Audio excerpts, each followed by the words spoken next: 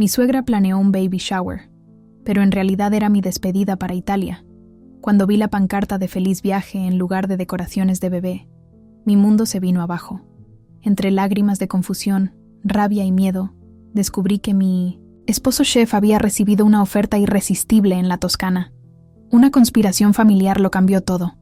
Una historia sobre superar miedos, redescubrir raíces y encontrar coraje cuando menos lo esperamos. Prepárense para emocionarse.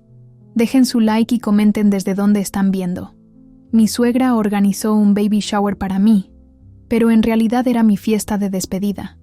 Nunca me han gustado las sorpresas. Quizás sea resultado de una infancia, donde cada "tengo una sorpresa para ti" significaba otra mudanza de ciudad, otra escuela nueva, otro conjunto de rostros para memorizar y luego olvidar. Irónicamente, toda mi vida me preparé para evitar sobresaltos, y aún así, a los 35 años, me vi en el centro de una conspiración familiar que cambiaría completamente el rumbo de mi existencia ordenada. Recuerdo como si fuera ayer. Aquella tarde de primavera en Guadalajara estaba particularmente hermosa, con un cielo azul que parecía burlarse de mi ansiedad. Mientras pasaba las manos sobre mi vientre de 4 meses, pensaba en cómo finalmente, después de tantas pruebas, lágrimas, escondidas y oraciones desesperadas, había logrado embarazarme. Una victoria pequeña para el mundo, gigantesca para mí. Teresa, mi suegra, insistió en organizar el baby shower. «Déjamelo a mí, hija. Ya tienes demasiada preocupación», dijo con ese acento italiano que incluso después de 50 años, en México, permanecía tan fuerte como su perfume de lavanda. ¿Cómo negarle algo a la matriarca que mantenía a toda la familia unida con manos firmes y ojos vigilantes? Además, ella era la única figura materna que me quedaba, después de que mamá se fue hace 5 años, llevándose consigo recetas de pastel de harina de maíz que nunca aprendí a hacer bien. Llegué al salón de fiestas en Zapopan puntualmente, a las 3 de la tarde, como habíamos acordado. El barrio italiano de Guadalajara siempre me pareció un pequeño pedazo de otro mundo, con sus cantinas tradicionales, jardines bien cuidados y señoras mayores conversando en los balcones. El taxi se detuvo frente a una casona antigua convertida en espacio para eventos, y recuerdo haber pensado que era extraño no ver coches de otras invitadas. Debo ser la primera, pensé, arreglándome el vestido floreado que había comprado, especialmente para la ocasión.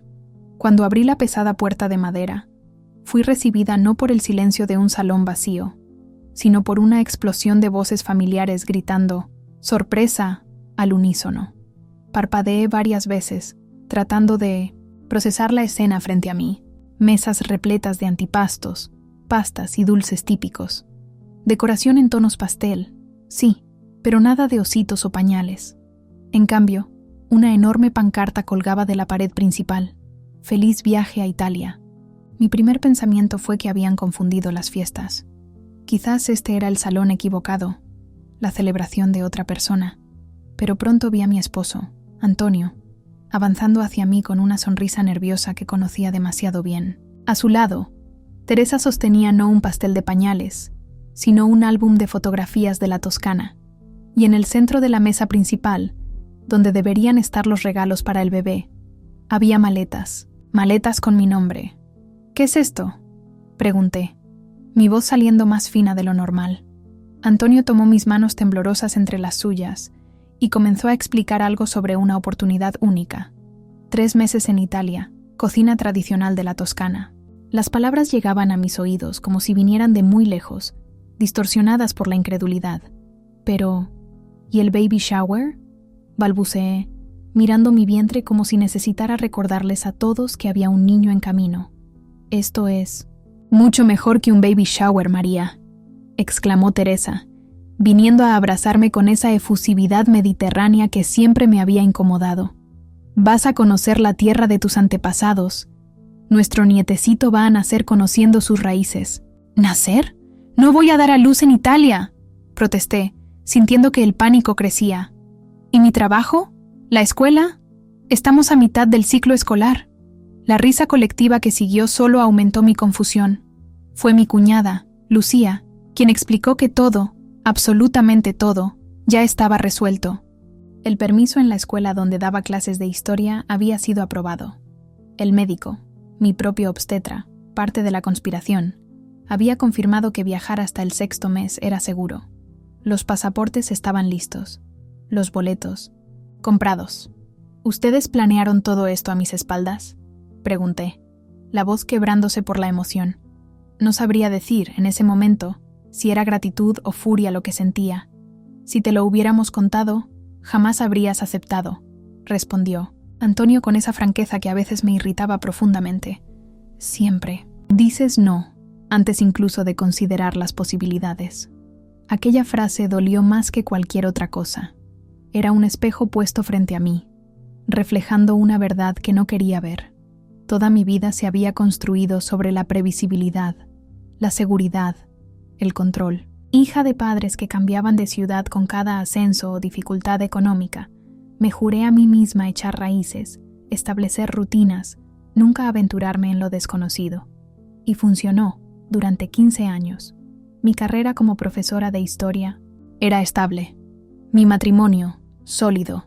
Nuestra vida, organizada en torno a pequeñas certezas y grandes evasiones. «Ven, prueba esto», dijo Lucía, salvándome del momento de introspección al poner en mi mano un dulce que parecía un pequeño tubo crujiente. Es cannoli siciliano. Receta de la nonna. Mordí el dulce sin ganas, más por educación que por otra cosa. Y entonces, algo extraño sucedió. El contraste entre la costra crujiente y el relleno cremoso de ricota con pistacho despertó en mí un recuerdo que ni siquiera sabía que poseía. Mi padre, fallecido hace tanto tiempo, sentado al borde de mi cama, contándome historias sobre sus abuelos italianos que habían llegado a México con poco más que sueños y recetas familiares. Lo recordé diciendo, «Un día vamos a conocer su tierra, María». Un día. Ese día nunca llegó para él. Y yo, en mi obstinación por la estabilidad, nunca había considerado realizar ese sueño. Me tragué el dulce junto con un nudo en la garganta. Durante toda la fiesta, sonreí mecánicamente. Acepté abrazos. Agradecí palabras de entusiasmo de personas que aparentemente estaban más felices con mi viaje que yo misma. Pero por dentro, hervía. ¿Cómo podían decidir así sobre mi vida? ¿Sobre mi bebé? En el departamento, después de que el último invitado se fue, finalmente dejé caer la máscara. ¿Cómo pudiste hacerme esto?, le grité a Antonio, mientras abría con violencia los botones ajustados del vestido que ahora me asfixiaba. ¿Decidir algo así sin consultarme? Iba a rechazar la oferta, respondió él con una calma que solo empeoró mi estado. Sabía que no aceptarías el cambio. Como siempre. ¿Como siempre? ¿Qué quieres decir con eso? Quiero decir que estoy cansado de verte sabotear oportunidades antes incluso de considerarlas. Cuando nos conocimos, eras curiosa. Hablabas de conocer el mundo. Ahora, te pones ansiosa si tenemos que cenar en un restaurante nuevo. Sus palabras calaron hondo, abriendo una herida que ni siquiera sabía que llevaba. Era verdad. Cuando me transformé en esa persona temerosa, aferrada a la seguridad como a una tabla de salvación, cuando dejé de soñar, entonces tú y tu madre decidieron manipularme. Excelente solución, repliqué, las lágrimas corriendo libremente ahora. Fue idea de la mamá, sí, pero acepté porque se detuvo. Se pasó las manos por el cabello oscuro en un gesto de frustración, porque pensé que quizás, solo quizás, podría despertar algo en ti de nuevo, algo más allá de esa profesora correcta, de esa esposa predecible, algo de la María que conocí. Dormimos en habitaciones separadas aquella noche, yo en nuestra cama, él en el sofá. Entre nosotros, un abismo mucho mayor que los pocos metros de pasillo. Durante la madrugada de insomnio, me levanté y fui hasta el librero de la sala. Tomé un libro de historia italiana que usaba para preparar clases sobre inmigración. Las páginas estaban marcadas, anotadas, pero nunca realmente sentidas. Lo hojeé distraídamente hasta que me encontré con una fotografía de la Toscana, olivos centenarios bajo un cielo dorado por el atardecer, y algo hizo clic dentro de mí. ¿Y si tuvieran razón? ¿Y si esta fuera la oportunidad no de abandonar mi seguridad, sino de expandir sus fronteras? Cuando salió el sol, Ya había tomado mi decisión. Fue la primera vez en años que actué por impulso, sin sopesar meticulosamente pros y contras. Y curiosamente, sentí un alivio inmenso. «Vamos a Italia», anuncié durante el desayuno, observando la expresión de Antonio pasar de la sorpresa a la cautela, como quien teme una trampa. «¿Estás segura? Porque podemos cancelar todo», le explico a mamá. «No, no vamos a cancelar», respiré hondo. «Pero vamos a hacerlo a mi manera. Quiero entender todo. ¿Dónde vamos a quedarnos? ¿Cómo será el trabajo? ¿Qué médicos me atenderán allá? Y quiero que sepas que estoy aterrada, pero estoy dispuesta a intentarlo». La noticia de que acepté el viaje se extendió por el barrio con la velocidad que solo los chismes positivos logran alcanzar. Zapopan, con su fuerte herencia italiana, transformó mi viaje en un evento comunitario. De repente, yo, que siempre había vivido discretamente, era detenida en la calle por ancianos entusiasmados. Doña Carmen, la señora de 80 años que vendía verduras en el mercado, agarró mis manos con una fuerza sorprendente. «Vas a conocer mi Sicilia, tráeme un puñado de tierra», pidió con ojos llorosos. No tuve el valor de explicarle que íbamos a la Toscana, no a Sicilia. La geografía parecía irrelevante ante aquella emoción genuina. El señor José, el dueño de la cantina donde cenábamos los domingos, se presentó en nuestra puerta con una botella de vino casero y un sobre amarillento. Una carta. Para mi primo en Luca. 50 años sin vernos. Dile que todavía toco el acordeón. La carta pesaba en mis manos como un testamento.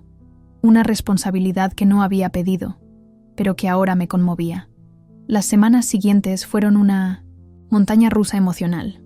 En la escuela donde daba clases, encontré obstáculos que no esperaba.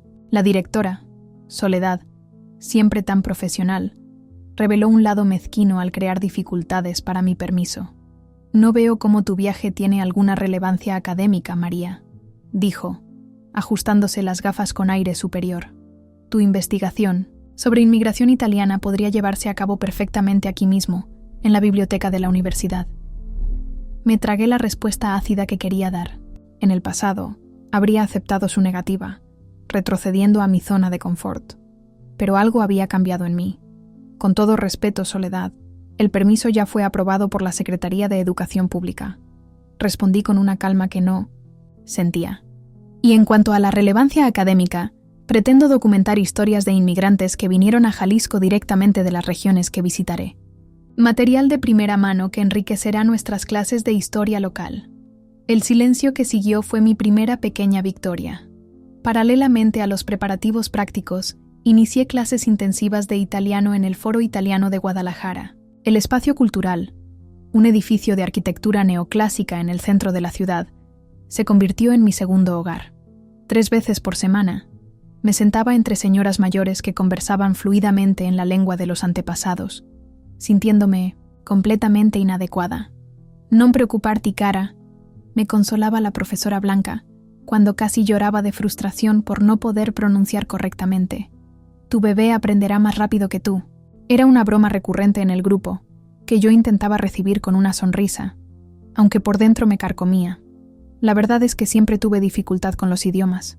Como historiadora, mi fuerte era analizar documentos, no producirlos en mi otras lenguas. Cada clase era un ejercicio de humildad y perseverancia. En casa, Antonio practicaba conmigo, repitiendo pacientemente frases básicas mientras preparaba la cena.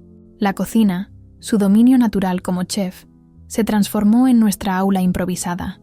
El aroma de salsa pomodoro y albahaca fresca se convertía en la banda sonora de mis torpes intentos de comunicación. «¿Cómo lo haces?», pregunté cierta noche, exhausta después de 1 hora tratando de dominar el subjuntivo italiano. «¿Cómo puedes estar tan tranquilo con todo este cambio?». Él pausó lo que hacía, se limpió las manos en el delantal y sostuvo mi rostro entre sus palmas ásperas de quien trabaja con fuego y cuchillos. «También tengo miedo, Mari, pero aprendí en la cocina que los mejores platillos surgen cuando arriesgamos un ingrediente nuevo, cuando dejamos el fuego 1 minuto más, cuando confiamos en la intuición». Era una metáfora simple, pero profundamente verdadera. Antonio siempre había sido así, práctico, intuitivo, abierto al improviso. Lo opuesto a mi necesidad de control, de recetas exactas y resultados predecibles. 2 semanas antes de la partida, todo se derrumbó. Durante un chequeo de rutina, mi obstetra frunció el ceño al ver el monitor del ultrasonido. La presión está un poco elevada, María, y hay algunas señales que me preocupan. Las palabras salieron clínicas, profesionales, pero el subtexto era claro. Recomiendo reposo absoluto por al menos 10 días. Después reevaluamos la cuestión del viaje. Reposo absoluto, 10 días. El viaje estaba programado para dentro de 14. Volví a casa destrozada, imaginando cómo daría la noticia a Antonio, a Teresa, a todos los que se habían involucrado en los preparativos.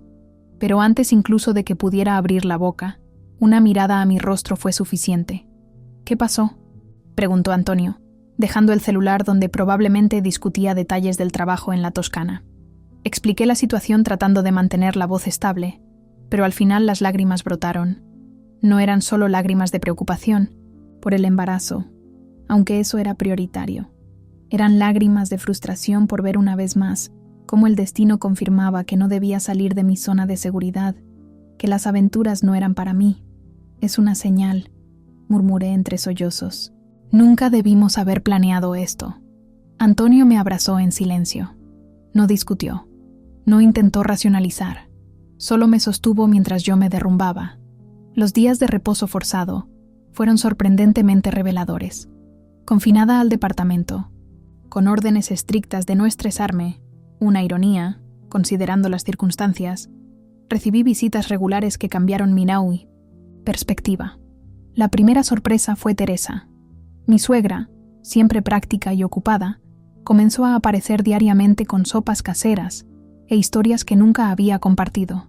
Sentada en el sillón al lado del sofá donde yo pasaba los días, ella desgranaba narrativas de su juventud en la Italia de posguerra. No las historias pintorescas de fiestas y tradiciones que solía contar en reuniones familiares, sino relatos honestos, a veces dolorosos.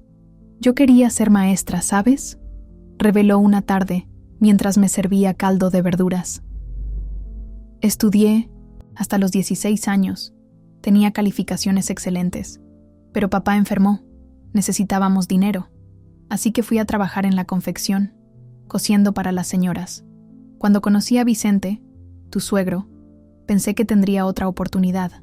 Pero vinieron los hijos, la inmigración a México. Siempre había algo más urgente que mis estudios.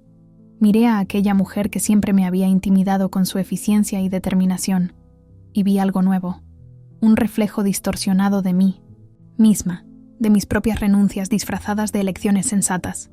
¿Nunca se arrepintió?, pregunté en voz baja. Ella se encogió de hombros, un gesto extrañamente juvenil para sus 70 años. El arrepentimiento es un lujo, hija, pero pienso mucho en lo que podría haber sido. Por eso insistí tanto en este viaje para ustedes. Algunos trenes solo pasan una vez en la vida. Nuestras conversaciones continuaron en los días siguientes, creando una intimidad que nunca imaginé posible. Teresa, que siempre me había parecido controladora e intrusiva, se reveló como una mujer compleja, moldeada por elecciones difíciles y sueños postergados. Y en sus historias, comencé a reconocer patrones que se repetían en mi propia vida. Otra visita inesperada fue la de mis alumnos de 3er año de preparatoria. 6 adolescentes aparecieron con un pastel hecho por ellos, horriblemente torcido, pero increíblemente conmovedor, y un regalo, un diario de viaje artesanal. Para que anote todo, explicó Mateo, el alumno que más se había resistido a mis tintes en clases de historia al principio del año, porque queremos un libro cuando regrese, un libro de verdad, no esos folletos aburridos que usa la escuela. Sostuve el diario encuadernado con recortes de mapas antiguos y sentí una nueva responsabilidad nacer. No era solo mi viaje personal, era una oportunidad de traer algo significativo a aquellos jóvenes, demostrar que la historia no es solo lo que está en los libros, sino lo que vivimos y documentamos. Al 10º día de reposo, regresé al consultorio médico.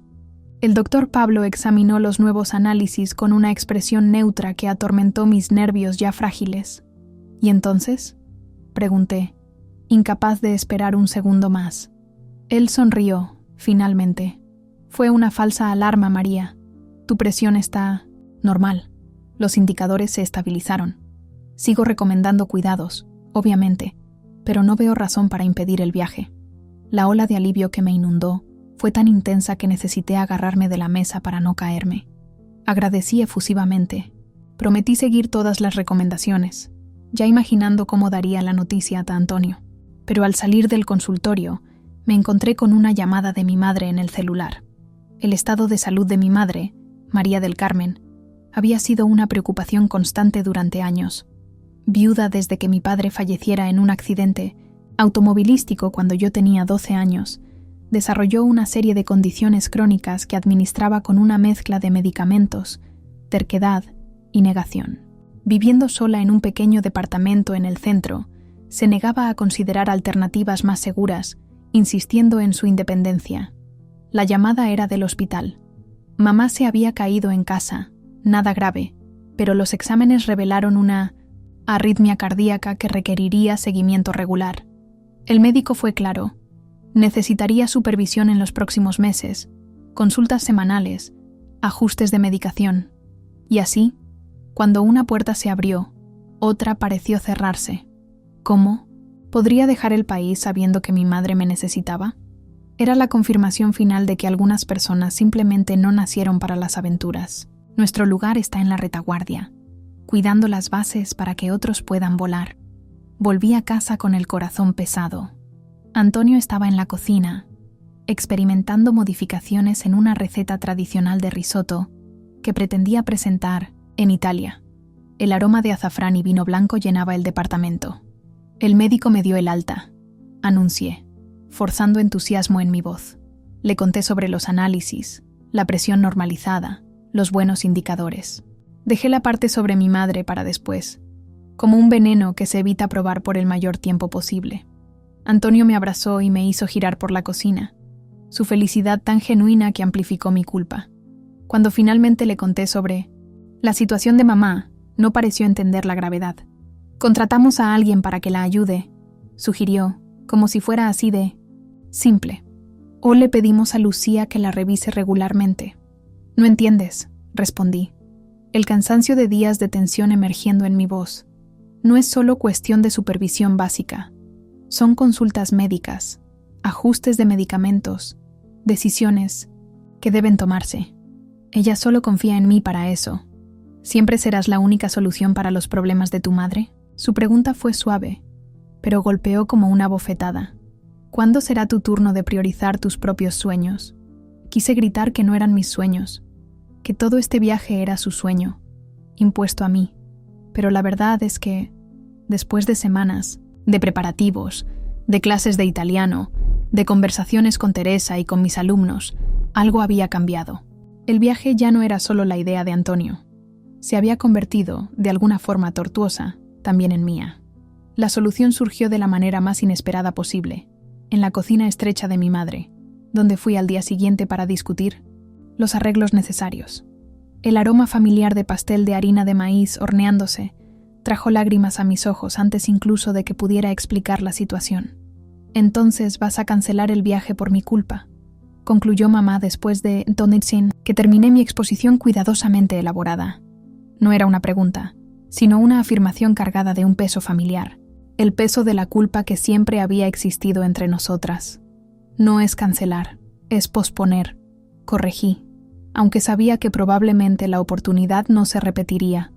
Antonio puede irse primero, empezar el trabajo, y quizás yo pueda encontrarlo. Después, cuando yo esté mejor, cuando ya no te necesite. Ella rió, un sonido corto y áspero. Ese día nunca va a llegar, hija, lo sabes. La franqueza brutal me tomó por sorpresa. Mamá siempre había sido directa, pero rara vez admitía su dependencia emocional. ¿Qué quieres decir? Quiero decir que si te quedas ahora, te quedarás siempre. Por mí, por el bebé, por cualquier excusa conveniente. Se levantó con dificultad. Fue hasta un cajón de la cómoda y sacó un sobre amarillento. ¿Sabes qué es esto? Un boleto. Para París que tu padre nos compró a los dos, en nuestro 10º aniversario de boda. Iba a ser una sorpresa. Él murió 2 semanas antes del viaje. Tomé el sobre con manos temblorosas. Nunca había visto aquello. Nunca supe de aquel plan interrumpido por la tragedia. Guardé esto como un recordatorio de lo que podría haber sido, continuó ella, y me prometí a mí misma que tú vivirías diferente.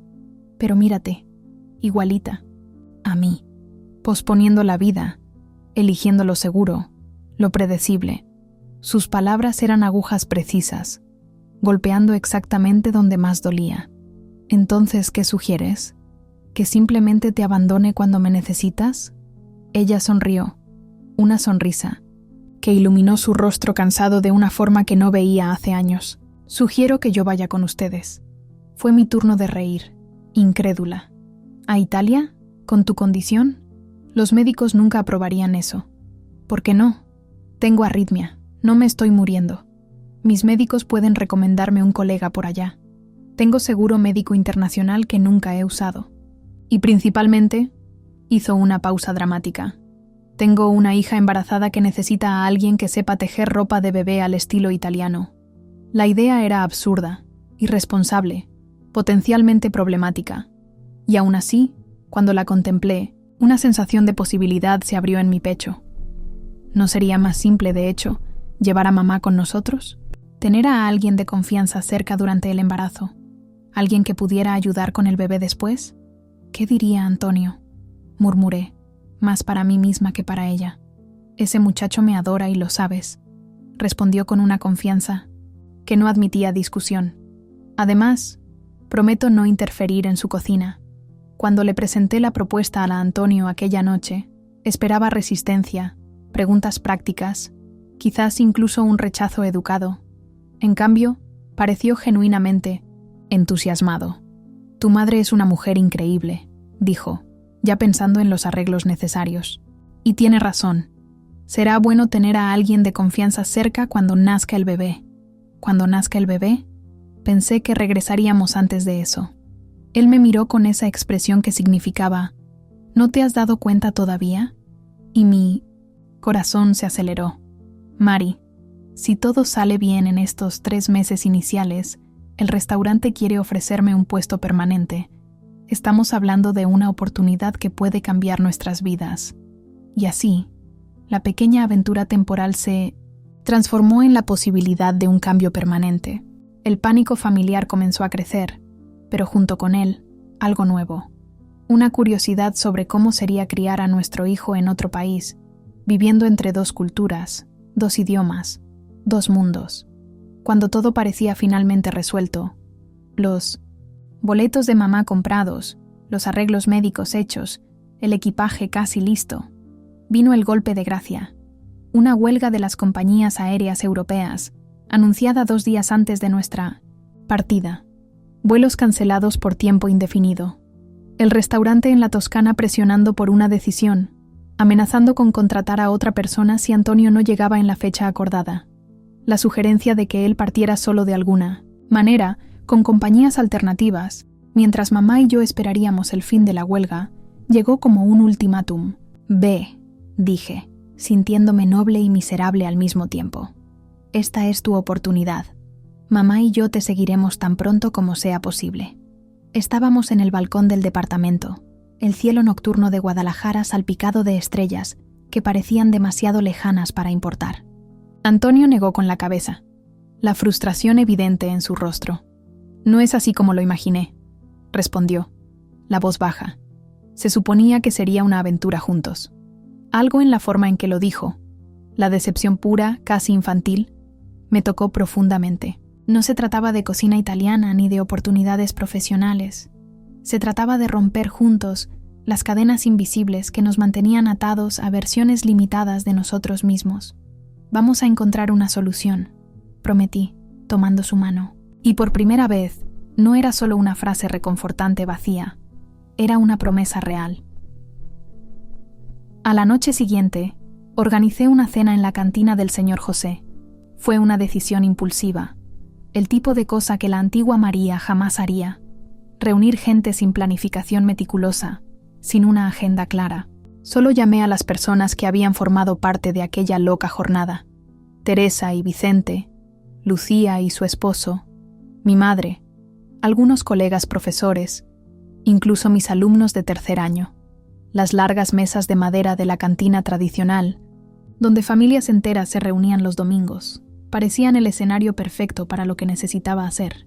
Entre platos de polenta y conversaciones animadas, pedí la atención de todos y anuncié nuestra decisión.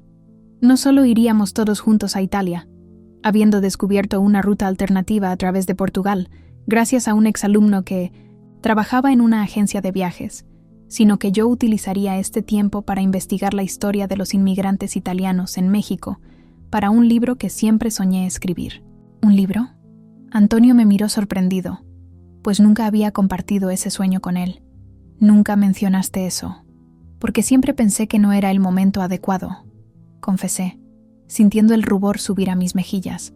Siempre puse 1000 excusas, 1000 razones para posponerlo. Pero este viaje, esta sorpresa, me hizo darme cuenta de cuántas cosas he pospuesto por miedo. El silencio que siguió tenía un peso diferente. No era el silencio incómodo de quien no sabe qué decir, sino el silencio respetuoso de quien reconoce un momento de transformación. Fue Teresa quien lo rompió, levantando su copa de vino con manos ligeramente temblorosas. Por María, brindó, los ojos brillando de una manera que nunca había notado antes. Que en la tierra de sus antepasados encuentre no solo historias para su libro, sino también partes de sí misma. Aquellas palabras, pronunciadas por la mujer que había orquestado toda aquella revuelta en mi vida, sonaron casi proféticas, y, de muchas maneras, lo fueron. Nuestra partida ocurrió en una madrugada lluviosa, 3 días después. El aeropuerto internacional de Guadalajara, Miguel Hidalgo y Costilla estaba casi desierto a esa hora, nuestras voces resonando en el vestíbulo mientras nos despedíamos de amigos y familiares. Lucía me entregó un amuleto que había pertenecido a la nonna, una pequeña cornucopia de oro, símbolo de abundancia, para proteger al bebé. El señor José apareció con 3 sobres más para diferentes parientes esparcidos por Italia. Mis alumnos trajeron una bandera de México firmada por toda la clase. Al abordar, sentí aquella conocida ansiedad oprimir mi pecho, pero ahora venía acompañada de algo nuevo: expectativa. Como historiadora, siempre había mirado hacia el pasado, analizando eventos y sus consecuencias con la seguridad de quien ya sabe el desenlace.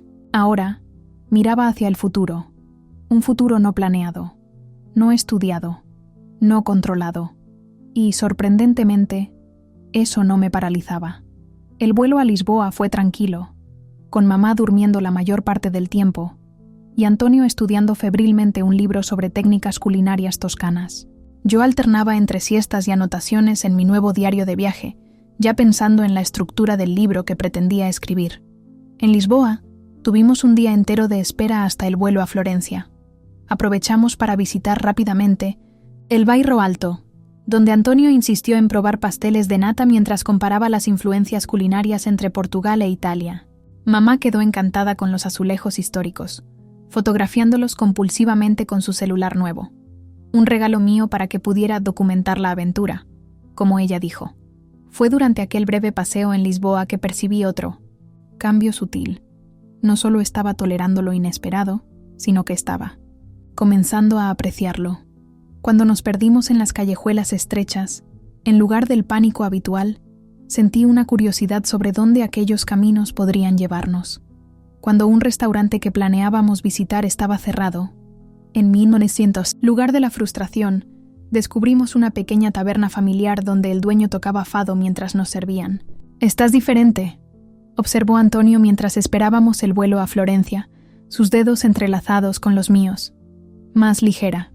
Estoy exhausta, con los pies hinchados y con miedo de lo que viene», respondí honestamente. «Pero sí, de alguna manera me siento más ligera». Florencia nos recibió con un sol dorado y un chofer enviado por el restaurante donde Antonio trabajaría. El trayecto hasta la pequeña villa toscana donde nos hospedaríamos, 1 hora de Florencia, entre colinas cubiertas de cipreses y viñedos, fue como entrar en un cuadro que siempre admiré en las clases de historia del arte, pero nunca imaginé habitar. «Olivos», susurré a mi madre, señalando los árboles centenarios que bordeaban la carretera sinuosa. «Algunos tienen más de 300 años. Imagina las historias que podrían contar», respondió ella, la voz quebrada, mirando el paisaje con la misma reverencia que yo. Nuestro nuevo hogar temporal era una casa de piedra del siglo XIX, parte de una propiedad rural convertida en agroturismo.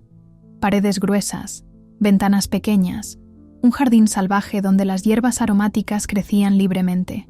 El propietario, el señor Bianchi, un señor de 70 años con acento marcado y gestos expansivos, explicó que la casa había pertenecido a su familia por generaciones.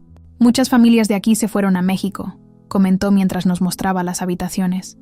Mi propio hermano Enrique se fue a... ¿cómo se llama?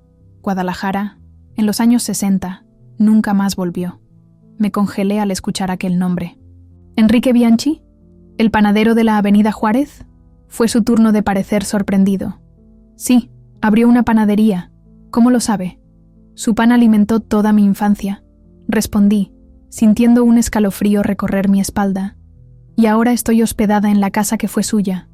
Aquella coincidencia, que más tarde descubrí no ser tan coincidencia, considerando los patrones específicos de inmigración entre ciertas regiones de Italia y México, fue solo la primera de muchas conexiones que descubriríamos durante nuestra estancia. Los primeros días fueron de adaptación. Antonio inició su trabajo en el restaurante, pasando largas horas aprendiendo secretos culinarios transmitidos por generaciones. Mamá, sorprendentemente, se adaptó con una facilidad que nunca esperaría, haciendo amistad con las señoras mayores de la villa que le enseñaban a tejer al estilo local. Y yo, dividida entre el descanso necesario para el embarazo y el ansia de explorar cada centímetro histórico de aquel lugar, comencé a recolectar historias. Comencé por lo obvio, entrevistando a los habitantes más ancianos de la villa sobre parientes que habían emigrado a México.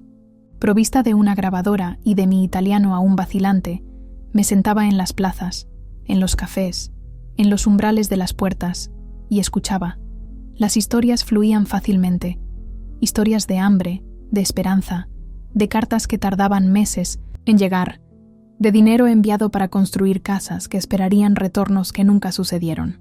Percibí pronto que había un patrón en aquellas narrativas. Las mujeres rara vez tomaban la decisión de partir, pero eran ellas las que mantenían los lazos entre los dos mundos. Eran sus cartas, sus recetas, sus pequeños rituales trasplantados, los que creaban continuidad entre el viejo y el nuevo país. En uno de esos días de entrevistas, conocí a Sofía, una señora de 90 años que vivía sola en una pequeña casa en las afueras de la villa. Sus ojos azules vívidos contrastaban con la piel arrugada por el sol, y sus manos nudosas no paraban de moverse mientras hablaba. Ella me contó sobre su hermana, Lucía, que había partido a México en 1950. Ella era la valiente, dijo Sofía, sirviéndome un café fuerte en tazas delicadas. Yo me quedé para cuidar de nuestros padres. Era lo que se esperaba de la hija mayor. Había resignación en su voz, pero también orgullo por el cumplimiento del deber. Algo en aquella historia resonó profundamente en mí, el equilibrio delicado entre la llamada de la aventura y las anclas de la responsabilidad. ¿Se arrepiente?, pregunté, la misma pregunta que le había hecho a Teresa semanas antes. Sofía sonrió, revelando la falta de varios dientes. El arrepentimiento es un lujo de quien tiene muchas opciones, cara. Yo tuve solo una. Anoté aquella frase en mi diario, sintiendo que tocaba algo esencial sobre la experiencia femenina que atravesaba generaciones y continentes. Percibí que el libro que quería escribir estaba tomando forma. No sería solo sobre migración, sino sobre las mujeres en ese proceso, sobre elecciones y no elecciones, sobre las cargas, invisibles cargadas a través de los océanos. En la 5ª semana de nuestra estancia, mientras investigaba en los archivos del pequeño ayuntamiento local, hice un descubrimiento que lo cambió todo. Entre registros amarillentos de nacimientos y de funciones de principios del siglo XX, encontré un nombre familiar: Benita Ricci, mi abuela materna. Imposible, murmuré para mí misma, verificando nuevamente las fechas, los nombres de los padres. No había duda. Mi abuela, a quien yo había conocido solo como Benita, la señora silenciosa que hablaba español con fuerte acento y había muerto cuando yo tenía apenas 8 años, había nacido en aquella misma villa donde yo ahora estaba. Corrí a casa, tan rápido como mi vientre cada vez más prominente me lo permitía, y confronté a mi madre con el descubrimiento. ¿Sabías esto?, pregunté sin aliento, extendiéndole la copia del registro que había hecho. Mamá tomó el papel con manos temblorosas, los ojos recorriendo los caracteres antiguos. No exactamente. Sabía que abuela era italiana, claro, pero nunca supe la ciudad exacta. No le gustaba hablar del pasado. ¿Por qué nunca investigamos esto antes? ¿Por qué nunca vinimos a buscar nuestras raíces? Ella suspiró, doblando el papel cuidadosamente. Porque algunas raíces son dolorosas de desenterrar, hija. Abuela no vino a México por elección, sino huyendo de un compromiso forzado, de una familia que la rechazó cuando ella se negó a casarse con el hombre elegido. Aquella revelación abrió una nueva dimensión en mi investigación. No estaba solo siguiendo huellas históricas abstractas, estaba reconstruyendo mi propia historia familiar, descubriendo secretos que habían sido enterrados por generaciones. En los días siguientes, con la ayuda del señor Bianchi, conseguí localizar la casa que había pertenecido a la familia de mi abuela. Todavía estaba allí, parcialmente en ruinas, en lo alto de una colina cubierta de olivos. Cuando finalmente visité el lugar, acompañada por Antonio y mi madre, sentí una conexión visceral con aquellas piedras antiguas, como si un hilo invisible uniera a mi hijo por nacer a aquel suelo. Ella debió haber mirado este mismo valle, dijo mamá, emocionada, mientras contemplábamos el paisaje que se abría ante nosotros, antes de decidirse a partir para siempre. Para que pudiéramos estar aquí hoy, completó Antonio, su brazo protectoramente alrededor de mis hombros. En aquel momento, me sentí parte de algo mayor que yo misma, una larga cadena de decisiones, sacrificios y recomienzos que me había traído hasta allí, y algo se solidificó dentro de mí, la certeza de que mi libro necesitaba ser escrito, no solo como un registro histórico, sino como un testamento personal. Fue por la misma época que recibí un correo electrónico inesperado. Una profesora de la Universidad de Florencia, especialista en estudios migratorios, había oído hablar de mi investigación a través de uno de los habitantes que entrevisté. Ella me invitaba a presentar mi trabajo en un pequeño seminario sobre diásporas italianas. No puedo, fue mi respuesta instintiva. Mi italiano no es lo suficientemente bueno. Mi investigación aún está incompleta. Estoy embarazada de 6 meses. Exactamente por eso debes ir, replicó Antonio. Piensa en cuántas mujeres inmigrantes hicieron jornadas mucho más difíciles cargando hijos en el vientre, incluyendo a tu abuela, probablemente. Aquel argumento era imposible de refutar. Acepté la invitación, pasando las 2 semanas siguientes en un frenesí de preparación, alternando entre ataques de pánico y momentos de claridad cristalina. La presentación tuvo lugar en una pequeña sala de la universidad, ante una audiencia de quizás 20 personas, profesores, estudiantes de posgrado y algunos curiosos de la comunidad. Hablé sobre las mujeres inmigrantes, sus cartas, sus recetas, sus estrategias de supervivencia en tierra extranjera. Hablé sobre mi abuela, su fuga valiente de un destino impuesto. Y hablé sobre mí misma, una mujer que necesitó viajar al pasado para encontrar coraje para el futuro. Mi italiano estaba lejos de la perfección, pero la emoción genuina compensaba las conjugaciones verbales erróneas. Cuando terminé, el aplauso fue cálido, sincero, y entonces, algo aún más sorprendente sucedió. La profesora que me había invitado me ofreció una beca de investigación para extender mi trabajo por 9 meses más. Tenemos financiación para proyectos que documentan historias de retorno, explicó ella. Tu perspectiva como descendiente regresando a los orígenes es exactamente lo que buscamos. 9 meses. Significaba que daría a luz en Italia. Significaba que nos quedaríamos lejos de México por más de 1 año. Significaba una transformación completa de lo que debía ser solo una breve aventura. Miré a Antonio, esperando ver vacilación. Al fin y al cabo, su contrato inicial era de solo 3 meses. En cambio, vi entusiasmo. El restaurante ya me ofreció un puesto permanente, confesó. Estaba esperando el momento adecuado para contarte. Miré a mi madre, preocupada por su salud, por la distancia de los médicos que la atendían hacía años. Ella se encogió de hombros. Los médicos de aquí son excelentes, dijo. Simplemente. Y descubrí que el aire de la Toscana hace maravillas para mi presión. Acepté la beca, temblando por dentro, pero con una certeza creciente de que estaba tomando la decisión correcta. No era solo sobre investigación académica, era sobre completar un círculo, sobre honrar la jornada de mi abuela al hacer el camino inverso, sobre echar raíces en las mismas colinas de donde ella había partido. Los meses siguientes pasaron, en un borrón de investigación intensiva, preparativos para el bebé y descubrimientos constantes. Antonio florecía en el restaurante, ya introduciendo sutilmente elementos de la cocina mexicana en los platillos tradicionales toscanos. Mamá se había convertido en una figura querida en la villa, participando en todo, desde el coro de la iglesia local hasta las cosechas estacionales de aceitunas. Y yo, con mi vientre creciendo cada día, me sumergía cada vez más profundo en las historias enterradas de mujeres que cruzaron océanos. Nuestro hijo nació en una madrugada de invierno, cuando las colinas estaban cubiertas por una fina capa de nieve, algo raro en aquella región. Decidimos llamarlo Pedro, en homenaje a mi abuelo mexicano que nunca conocí, creando otro lazo en aquella corriente que unía dos continentes. El parto tuvo lugar en el pequeño hospital de la ciudad vecina, con una partera anciana que insistió en susurrar antiguas bendiciones toscanas al oído del bebé tan pronto como nació.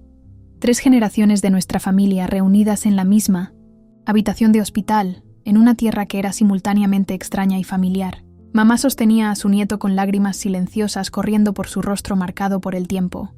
Antonio abrió una botella de vin santo que había guardado especialmente para la ocasión, y yo, exhausta pero extrañamente despierta, percibí que había encontrado algo que siempre busqué sin saber: pertenencia. No la pertenencia que viene de raíces fijas en un único lugar, sino el tipo de pertenencia que trasciende fronteras, que se construye a través de historias compartidas, de coraje heredado, de elecciones que honran el pasado mientras abrazan el futuro. En los meses que siguieron al nacimiento de Pedro, finalicé mi investigación y comencé a escribir el libro que se había transformado en mi obsesión. Ya no era solo un trabajo académico sobre inmigración italiana, sino una narrativa personal que entrelazaba la historia de mi abuela, la mía propia y la de mi hijo. 3 generaciones conectadas por elecciones valientes, por partidas y retornos. Cuando Pedro cumplió 6 meses, recibimos una visita inesperada. Teresa y Vicente llegaron sin avisar, cargados de regalos y ansiosos por conocer a su nieto. Ver a mi suegra caminar por las mismas calles donde yo había encontrado mi propia historia familiar creó una sensación de plenitud que nunca imaginé posible. Entonces, ¿vas a volver a México cuando termine la beca?, preguntó Teresa una tarde, mientras observábamos a Pedro jugando en la alfombra de la sala. Miré por la ventana, hacia los olivos centenarios que habían sido testigos de tantas partidas y retornos. No lo sé, respondí honestamente. Creo que aprendí que hogar no es necesariamente un lugar fijo. Ella sonrió, aquella sonrisa sabia de quien conoce verdades profundas sobre la vida.